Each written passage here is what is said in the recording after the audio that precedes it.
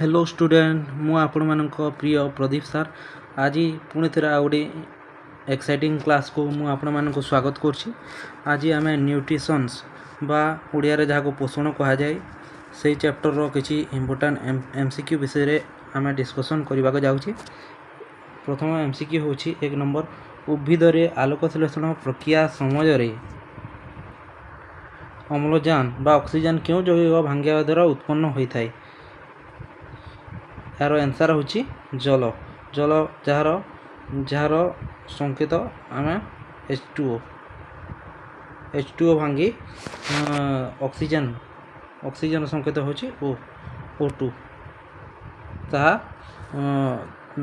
उत्पन्न होता है। आपण माने तार एक्सप्लेनेशन मु एटा देउची आपण माने एटा देखि पारबे।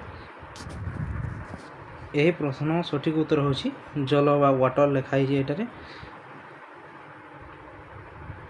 आलोक संश्लेषण प्रक्रिया समय सूर्यालोकर प्रभाव रे जल बा H2O अणुर विभाजन को इंग्लिश रे फोटोलाइसिस कह जाए घटी अम्लजान ऑक्सीजन गैस रो उत्पन्न होता है।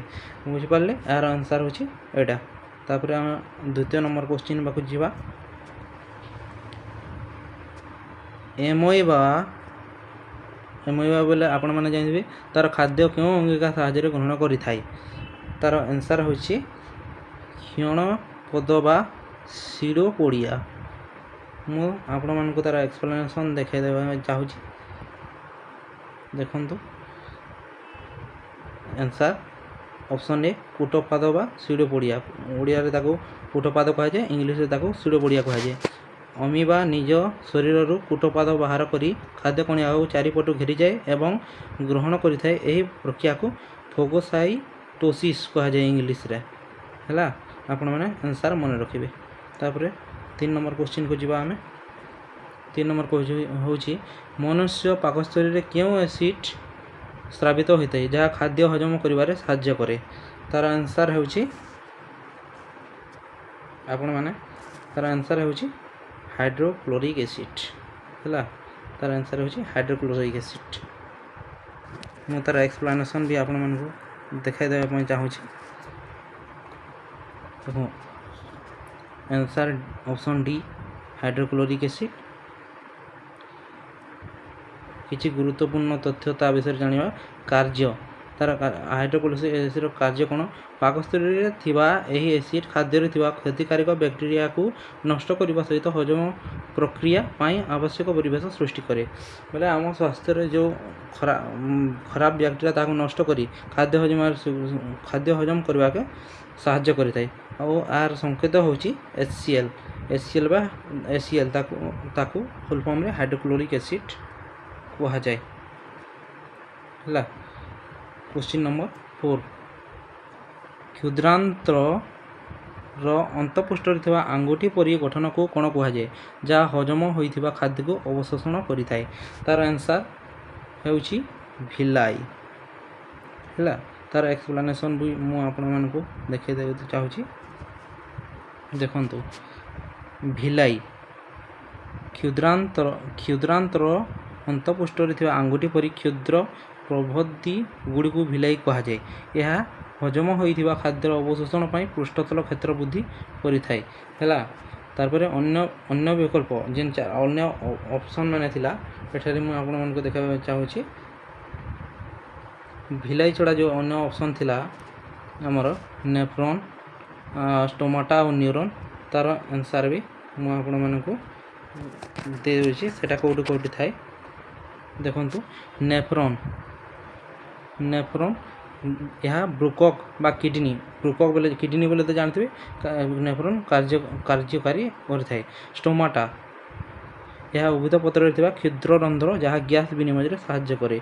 तापरे न्यूरॉन यह स्नायु तंत्र मूलक एकक एटा थाए हैला। क्वेश्चन नंबर 5 को जीवा हमें एबे। जो जीव माने मृत एवं पचासढ़ा जैव पदार्थ निजर खाद्य संग्रह करती से कौन कह जाए। आपण माने यार आंसर कमेंट सेक्शन रे कहि पारिबे। मु आपण मान को तार आंसर कहि देउची। देखंतु एटार आंसर अछि मृतोपजीवी बा ସାପ୍ରୋଫାଇଟ୍ ଏଠାରେ ଅପସନ୍ ସି ହେବ।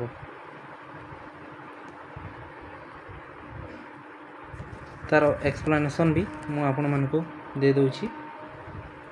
ମୃତୋପଜୀବୀ ବା ସାପ୍ରୋଫାଇଟ୍ ଯେଉଁ ଜୀବମାନେ ମୃତ ଏବଂ ପଚାସଢ଼ା ଜୈବ ପଦାର୍ଥରୁ ନିଜର ଖାଦ୍ୟ ସଂଗ୍ରହ କରନ୍ତି ସେମାନଙ୍କୁ ମୃତୋପଜୀବୀ କୁହାଯାଏ।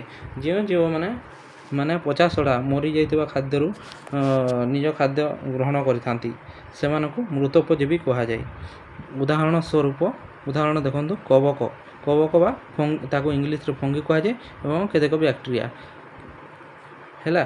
ଅନ୍ୟ ବିକଳ୍ପ ଥିଲା ପରଜୀବୀକୁ ଇଂଲିଶରେ ପାରାସାଇଟ୍ କୁହାଯାଏ। ଯେଉଁମାନେ ଅନ୍ୟ ଜୀବନ୍ତ ପ୍ରାଣୀ ବା ଉଦ୍ଭିଦ ଉପରେ ନିର୍ଭର କରି ଖାଦ୍ୟ ଗ୍ରହଣ କରିଥାନ୍ତି। ପରଜୀବୀ କହିଲେ କ'ଣ କରେ, ଯେମିତି ଗୋଟିଏ ଜାଗାରେ ରହି ସେମାନେ ଅନ୍ୟ ଉପରେ ନିର୍ଭର କରି ଚଳନ୍ତି। ଯେମିତି ଆପଣମାନେ ଦେଖିଥିବେ କୌଣସି ବରଗଛ ବା ପିପଲ ଗଛ ଠାରେ ଅନ୍ୟ କିଛି ବୃକ୍ଷ ରହି ସେଠାରେ ବାସ କରି ତା ଖାଦ୍ୟ ଖାଇ ସେ ରହିଥାଏ, ତାହାକୁ ପରଜୀବୀ କୁହାଯାଏ। ସ୍ୱଭୋଜୀ, ଆଉ ଗୋଟିଏ ଆନ୍ସର୍ ହେଉଛି ସ୍ୱଭୋଜୀ। ଦେଖନ୍ତୁ, ସ୍ୱଭୋଜୀ ମାନେ ନିଜେ ଖାଦ୍ୟ ନିଜେ ପ୍ରସ୍ତୁତ କରିବା, ସ୍ୱଭୋଜୀ ବା ତାକୁ ଇଂଲିଶରେ ଫଟୋଟ୍ରୋପ୍ କୁହାଯାଏ। ଆଉ ପରଜୀବୀ କହିଲେ ପାରାସାଇଟ୍ ତାହାକୁ କୁହାଯାଏ। ଯେଉଁମାନେ ନିଜ ଖାଦ୍ୟ ନିଜେ ପ୍ରସ୍ତୁତ କରିପାରନ୍ତି, ଯେପରି ସବୁଜ ଉଦ୍ଭିଦ ପ୍ରସ୍ତୁତ କରିପାରିଥାଏ। ଦେଖନ୍ତୁ, ବୃକ୍ଷମାନେ ନିଜର ଖାଦ୍ୟ ପ୍ରସ୍ତୁତ କରନ୍ତି କି ନାହିଁ ଆଲୋକ ସଂଶ୍ଳେଷଣ ପ୍ରକ୍ରିୟାରେ, ଯାହାକୁ ଫଟୋସିନ୍ଥେସିସ୍ କୁହାଯାଏ। ସେଇଟା ଏକ୍ଜାମ୍ପଲ୍ ହେଉଛି ସ୍ୱଭୋଜୀ ବା ଅଟୋଟ୍ରୋପ୍, ଯିଏ ନିଜ ଖାଦ୍ୟ